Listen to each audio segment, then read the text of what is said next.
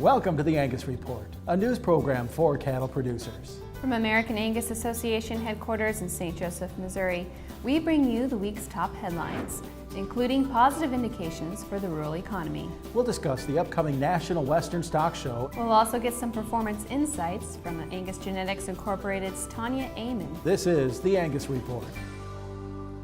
Hello, I'm Bob Cervera. And I'm Crystal Albers. Our top news this week. One of the Southeast's largest vertically integrated beef processors, FPL Foods, has announced it will implement a DNA-based traceability system that it says will enable the company to verify all of its beef products. FPL reports the traceback process will enable retailers, processors, and others to respond to consumer demand for more information about where their food is produced. A survey of bank CEOs last month indicates positive growth for the rural U.S. economy. In the first time since June, the Rural Main Street Index, or RMI, rose above neutral growth thanks to high agriculture and energy prices. Rural bankers are less certain about 2013 performance, however. 25% of those surveyed said an economic recession in 2013 is likely, yet more than 30% believe a recession is unlikely. The survey, which also measured farmland price index, showed farmland prices soared higher in October, the highest level since March. Recent news from the U.S. Meat Export Federation shows growing demand for U.S. meat in Russia. Through August, U.S. MEF reports beef exports to the country were 8% ahead of last year's record pace in volume and 31% higher in value. But despite growth in meat exports to Russia, challenges remain. It's been a good year for us with both beef and pork exports to Russia, and I'd say the atmosphere at the World Food Show, for example, was very positive, very energetic. I would say our position in the market there is as good as I've seen it for several years. Russia shows all signs of following through on the commitments it's made, which are, as far as we're concerned, quite significant for both beef and pork. But where we have a lot of concerns, frankly, is in the whole area of veterinary controls. We've had trouble with the Russians trying to keep plants approved and just maintain a modicum of access to the market at times. The most recent data from the National Restaurant Association show restaurant business declined in September. According to the CME Group, high unemployment and lukewarm job growth have negatively affected food service sales.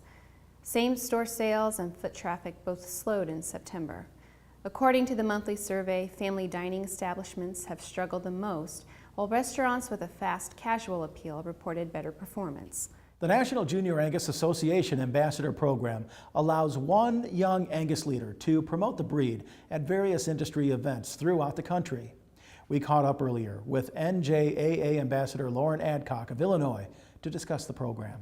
I've met a lot of great people, had to step out of my comfort zone a little bit, and I guess that's really when you get to know who you really are when you're stepping out of your comfort zone.